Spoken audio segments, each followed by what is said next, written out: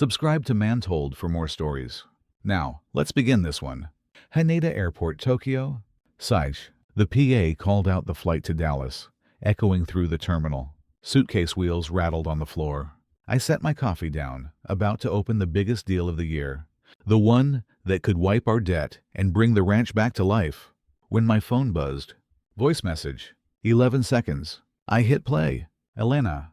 My wife. Her voice calm, cold even. I sold the ranch. I'm not waiting for you anymore. Damien and we're starting over. That was it. No explanation. No apology. Then came the photo. The wooden gate. The white sign we painted together. Matthews Ranch. Now marked by a bright red tag, hanging crooked beneath it. Sold. I just stared at it. Like if I stared long enough, maybe the red would fade, and the old gate would come back. But it didn't. I remembered every inch of that place. The sunflower fields in July. The smell of fresh-cut pine in the kitchen I built with my own hands. The porch swing, where she once fell asleep on a quiet afternoon. And now, it all belongs to someone else. She picked the perfect moment to say it. Halfway across the world, surrounded by strangers, with my suitcase still zipped shut, that our 12 years together were over, in a message that lasted less than 12 seconds. They say betrayal starts with a lie. For me, it came clean, quick, cold, like a transaction. I didn't call, didn't text, didn't ask why. She thought I'd go home, find some cheap motel, cut my losses, and move on like a man who'd already lost. But there's one thing Elena never understood, or maybe forgot. I never step into a game without knowing the way out. In my line of work, protecting what's mine isn't just a job, it's instinct. I picked up my boarding pass, eyes still on the screen, and said to myself, she thinks she's won. But this game, I make the final move. I'm Dorian Matthews, 48, financial advisor, Austin, Texas. There was a time I thought I'd lost everything. The economy crashed hard. I watched red numbers flood the screen, like watching myself slowly disappear. Empty office, empty accounts, no clear way forward. Then I met Elena. It was a charity fundraiser, loud, crowded, but I remember the moment she walked in. Like the whole room fell silent. She wore a blue dress, held a glass of white wine, looked me straight in the eye and asked, if you weren't in finance, what would you be doing? It sounded like a simple question, but it made me laugh. The kind of laugh I hadn't heard from myself in years. We started dating. Less than a year later, I proposed. One fall evening, under the soft yellow glow of our favorite cafe window.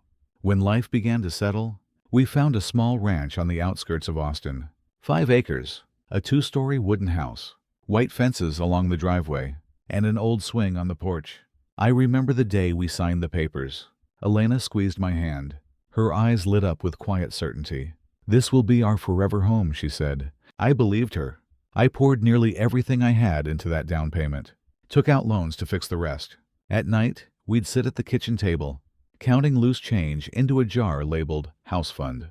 Elena would laugh and say, feels like we're building a dream with our bare hands. And for a while, we lived that dream. Summers meant sunflowers in bloom, BBQs with neighbors, and laughter floating through the air. Winters, we lit the fireplace, played jazz records. She painted, I read. Most mornings, I'd wake up early, make coffee, and sit out on the porch swing. Some days, she'd join me, wrapped in a blanket, head resting on my shoulder. No words, just wind through the trees and the soft clink of ceramic mugs. Then my career picked up. Big contracts, more travel. Elena kept teaching art, but started spending more time at exhibits, workshops, and trips with her new circle of friends. I told myself it was good. She was finding her own happiness, and I was glad for her. We still called every night. She'd talk about stray cats in the garden, the fence that needed repainting, how the lavender smelled stronger this year. I'd tell her about the cities I passed through, the deals I was closing. Everything seemed fine. But if I'd looked closer, maybe I'd have seen it coming. How she stopped looking up when I walked in. How stories trailed off mid-sentence. Whenever her phone buzzed. When you love someone, you believe what you want to believe. And I chose to believe. Year 9 at the ranch. Elena left her full-time job. She said she needed space for creative projects. I nodded. My work kept me away often, and I figured, if she had something of her own, The distance would feel easier. At first, she ran small art classes at home. I'd come back late, still step into her studio. The smell of oil paint, soft jazz playing, and her, leaning into the canvas, hair brushing her shoulders. That's the image I tried to hold on to. But then, the classes slowed down. She started going to the gym more. She talked a lot about her new trainer, Damien, like he was the secret to endless energy. I didn't question it. I even bought her a long-term membership, a gesture of support. But little things started to shift. A row of new workout clothes, perfume I didn't recognize, photos in her phone, taken in places I'd never seen. Some nights, when I called, she'd say she was out with friends, and I'd hear glasses clinking, music thumping, laughter in the background. Just the gym crew. Don't worry, she'd say. I stayed quiet. But like reviewing a financial report, I took notes. The next summer, I canceled a key meeting just to get home in time for our anniversary. The house was dark. The dinner table, set for one, and a note. Gone for a few days with friends? Don't wait. For the first time, I felt what it was like to lose an investment, without warning. October came. Nights turned cold. I sat alone on the porch swing. The chain creaked with the breeze. Once, that sound felt peaceful. Now, it just echoed the silence beside me. Her wool blanket was still draped over the armrest, but it smelled like a stranger. I pulled it closer and realized there was nothing familiar left. This ranch used to be ours, but piece by piece, it was becoming hers. It wasn't that I didn't see it. I just chose to believe I was imagining things. But my gut, my instinct, sharpened by years in this business, told me the truth. The tide was shifting, and a financial advisor, he never ignores when an asset, whether money or love, starts pulling out quietly. So I started checking everything. Contracts, accounts, land deeds. I didn't know when the worst would hit, but I knew one thing for sure. When it came, I wouldn't be left empty-handed. That morning, the Texas air had a chill to it. I sat on the porch swing, listening to the chain creak in a rhythm that matched my own heartbeat. The coffee in my hand was hot, but it couldn't thaw the cold in my chest. Elena was still asleep. She came home late last night, and the scent of unfamiliar perfume still lingered in the hallway. I opened my laptop. Just a quick check on work. That's when I saw it. A strange transaction. $8,000. Security deposit for a furniture studio. The invoice said E. Matthews and D. Cole. I froze at the D.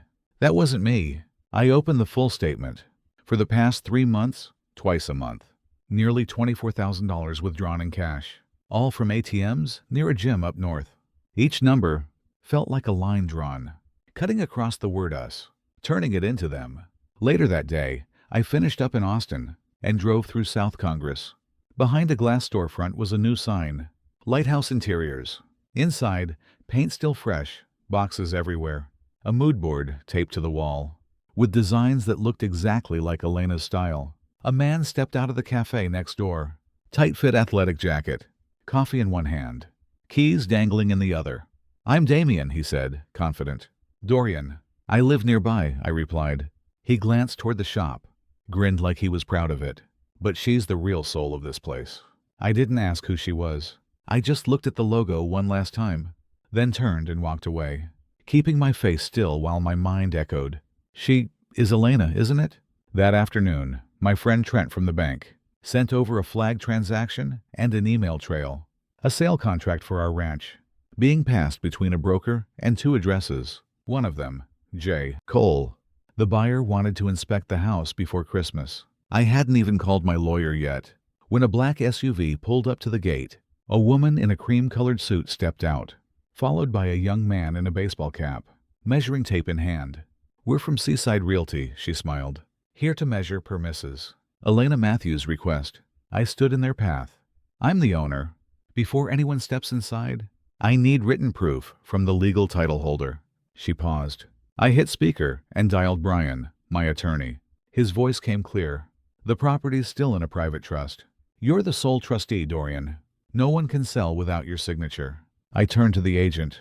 "You'll be leaving now." They stepped back. But before leaving, she said, "It's a strong offer. If you're looking to sell quickly." "I'm not selling," I cut in.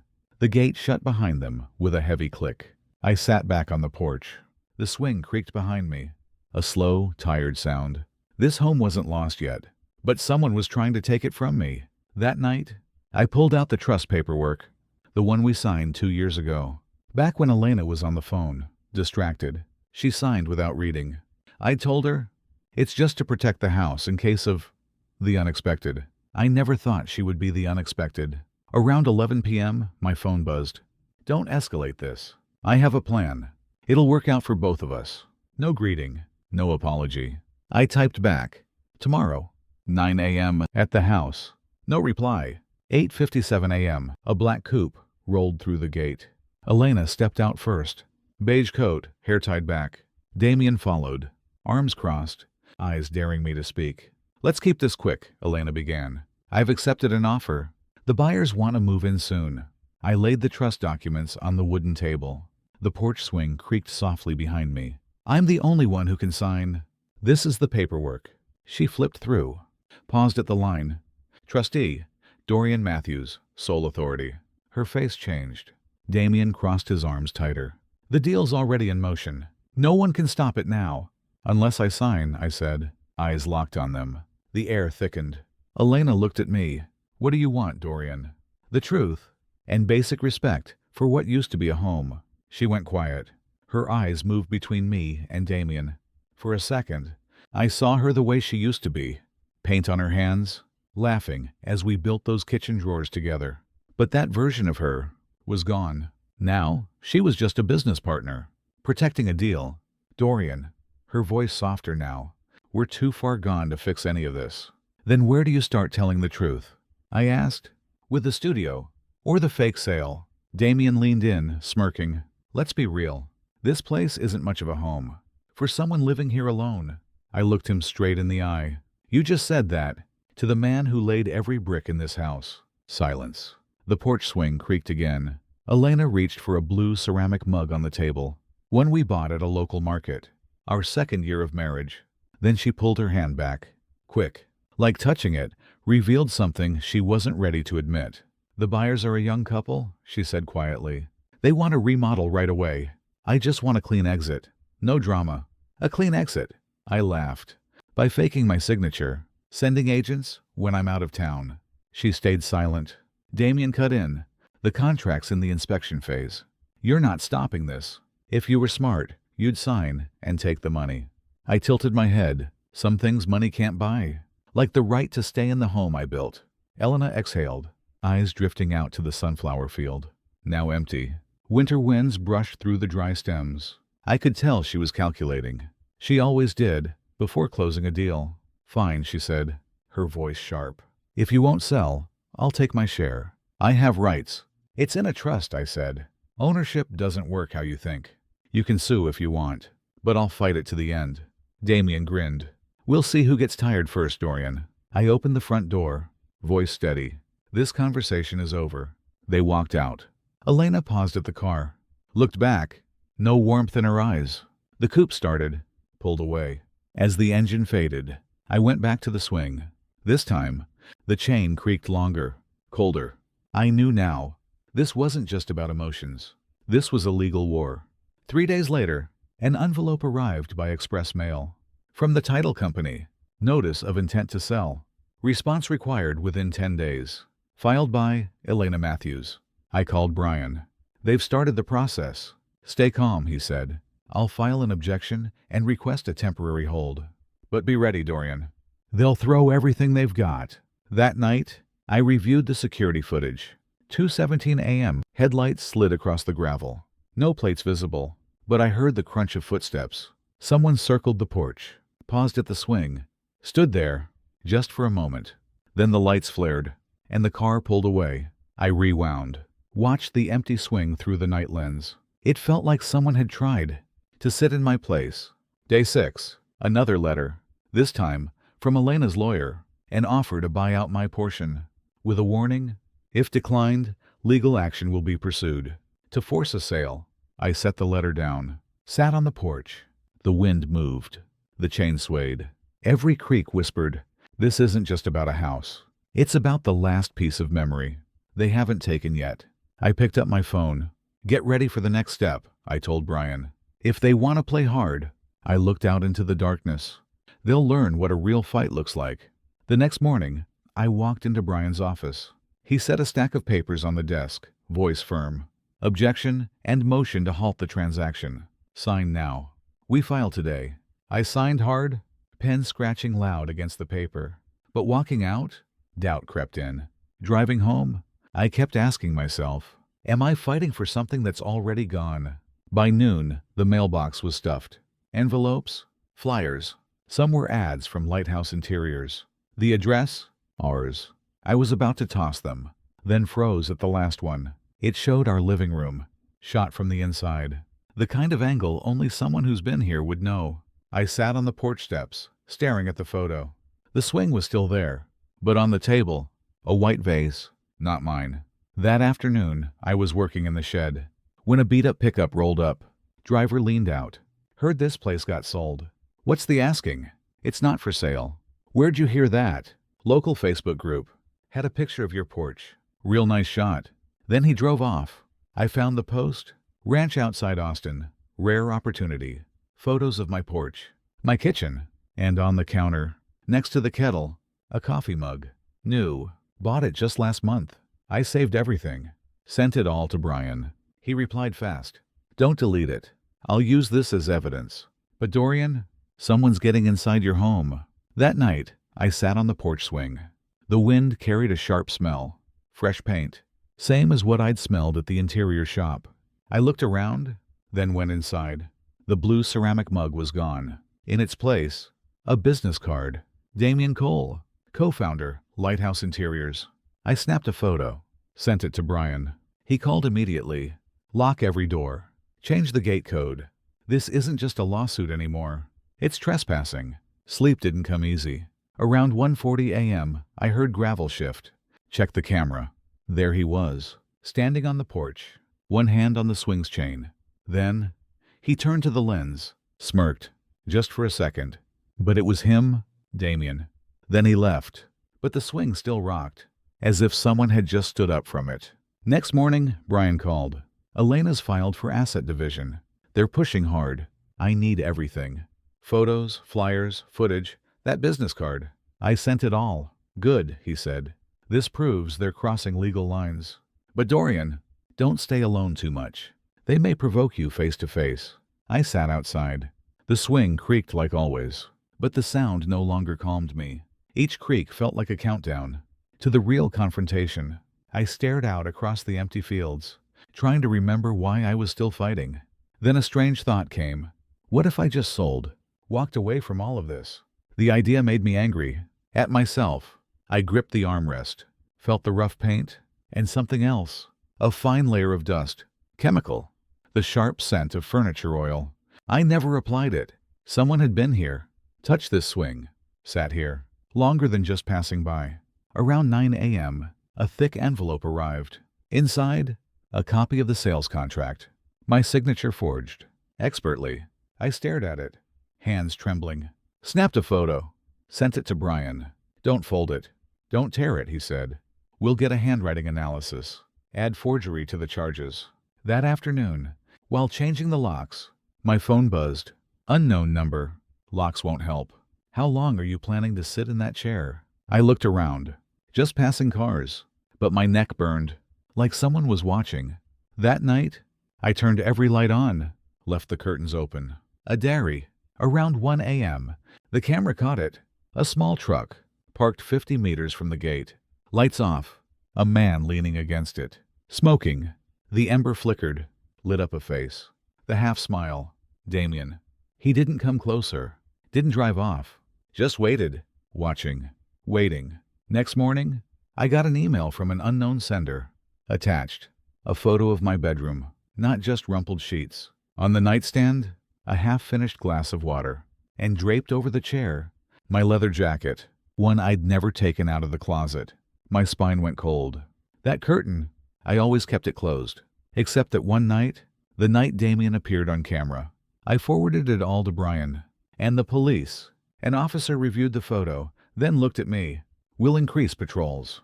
But if you want, I can set up real-time alerts. That afternoon, a letter came. Hand-delivered.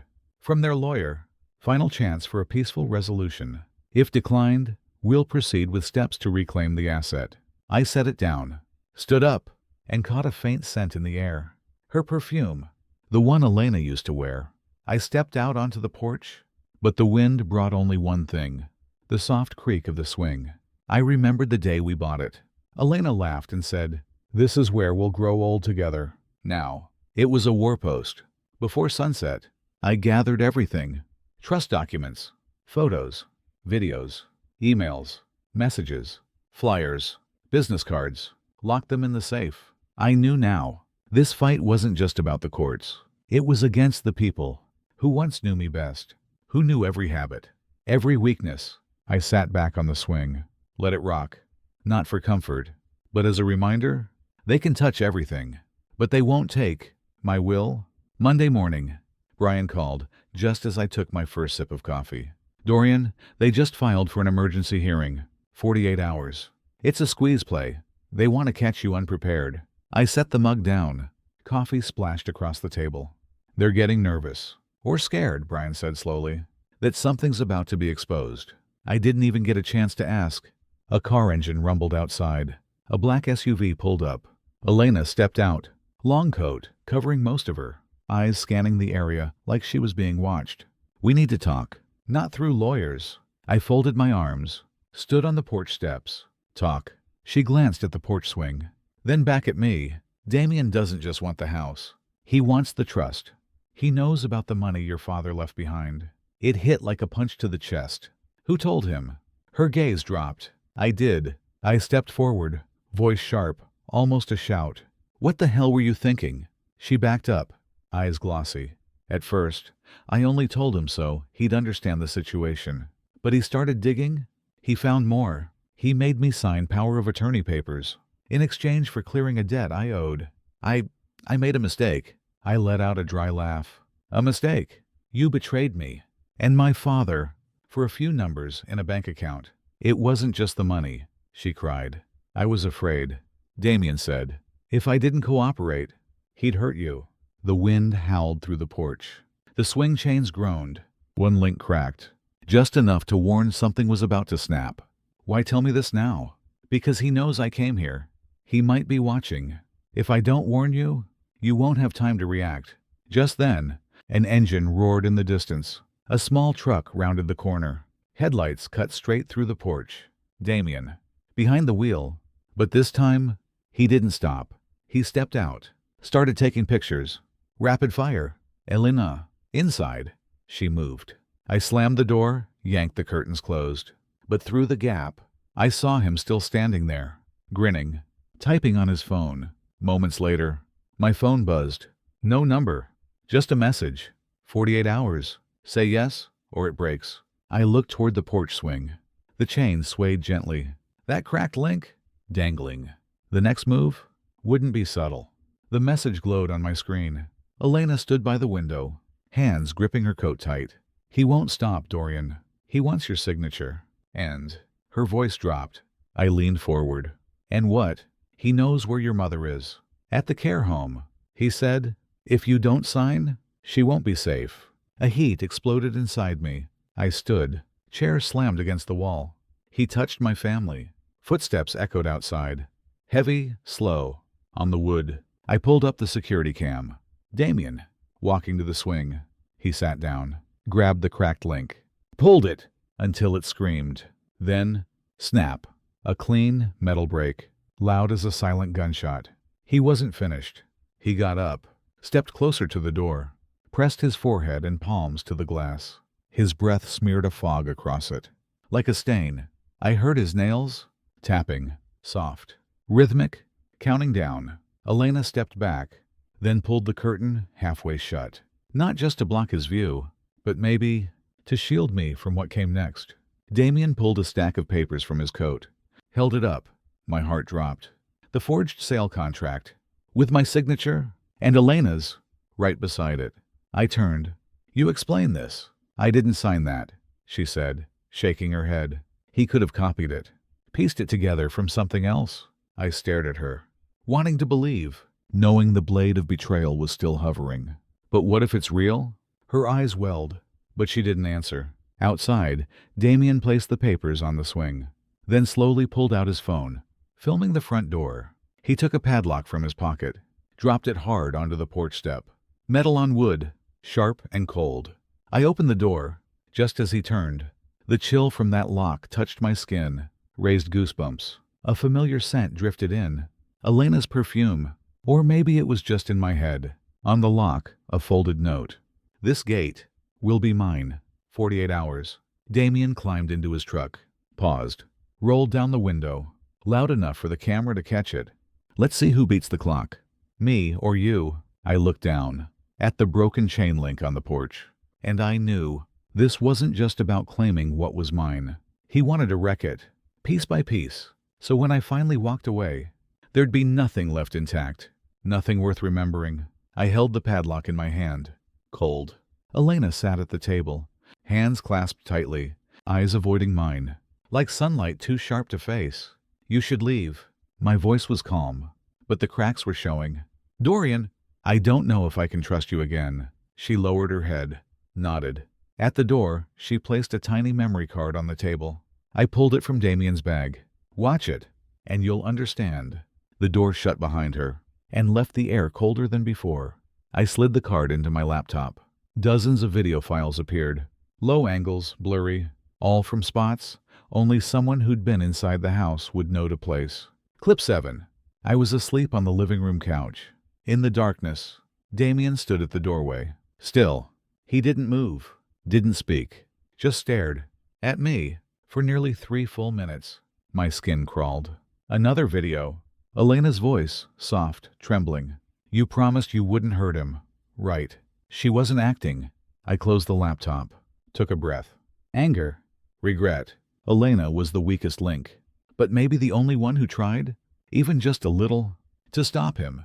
My phone rang. "Brian." I filled him in, sent the files. His tone tightened.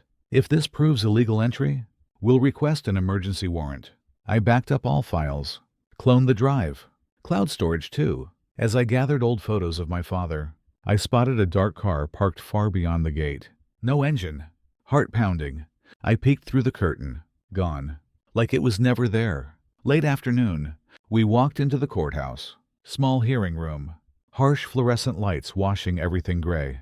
The judge, older man, silver hair, flipped through the files with painful slowness. Brian set up the laptop. Pressed play.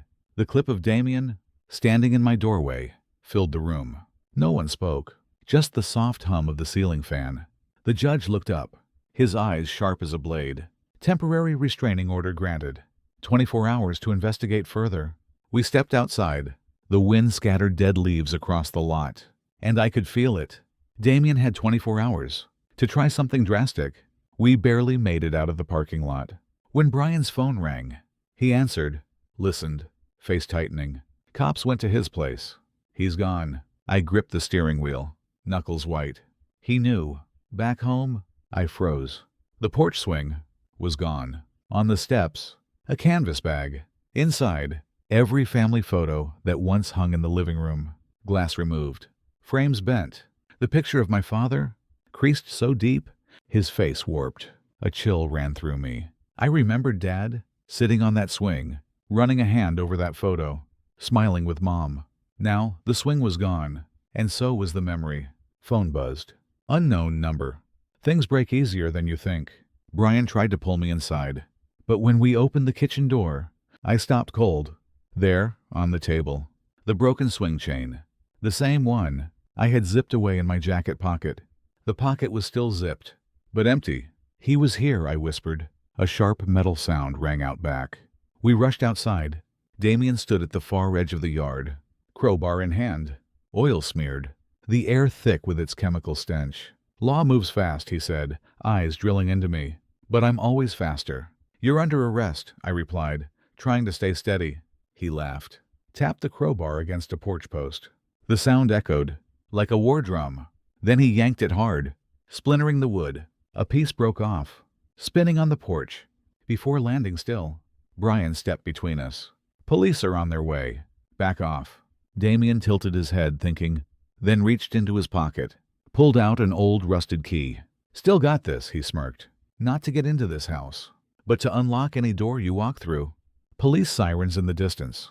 The wind rustling trees. He backed away slowly, eyes never leaving mine. After he vanished, I bent down and picked up the key. Cold, heavier than I expected. And suddenly, a memory. My father, handing me a similar key. "Keep this," he said. "Not just to open doors, but to remember this is your home." Now I'm not sure how much of it is still mine to keep. That night, I didn't sleep. The wind slipped through the cracked beams, whistling low, almost like the porch swing was still there, creaking softly in the dark. The rusted key Damien left behind sat on the table. Under the yellow light, its scratches looked like wounds. A piece of metal carrying its own kind of pain. I stepped outside. The empty spot where the swing once stood pulled at my eyes. A hollow space that felt louder than silence. Night mist clung to the wood. The damp air carried the scent of old timber. I closed my eyes, and for a moment, he was there. My father, he walked onto the porch, in that old gray sweater with the frayed cuffs, holding a steaming mug of coffee. His breath met the morning chill.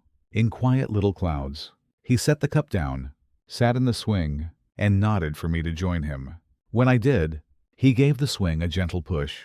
The chains creaked in rhythm, with the birds beginning to stir. "Keep this key," he said, placing one in my hand. "To remember, this is your home, and you'll always have a place to come back to." I opened my eyes. The swing was gone. He was gone. But the memory that stayed. My phone buzzed. Brian. Cops still hadn't found Damien. The restraining order would expire by noon. I just said, "Yeah," not surprised. He always knew how to disappear. Before the net closed in, before hanging up, Brian added, "Dorian, sometimes keeping the house isn't as important as keeping your peace. But I know for you, they're the same thing." I looked at the damaged family photos he'd left behind. An idea sparked. I grabbed a hammer and nails, picked one photo. My father, smiling. The crease ran right through his eyes. No frame, no glass, just the photo. I nailed it back onto the wall, right where it used to be. The wrinkle stayed, but so did the smile. Outside, the sun broke through the trees, thin light falling on the padlock Damien had left. I picked it up, set it beside my father's key. One was a threat, the other, a reminder. I stood still, felt the cold metal press into my palm. I knew, no matter how many locks I changed, he'd find a way in, if he really wanted to. But there was one thing he couldn't break, my resolve. As I turned to go inside, something shifted in the trees. Just for a second, a shadow, caught between morning light, enough to make my heart skip. I paused, listened, then slowly shut the door, and locked it tight. I don't know when he'll be back, but when he does, he won't find the same man who was just trying to protect a house. He'll find a man ready to protect himself, and the memories no one can ever take away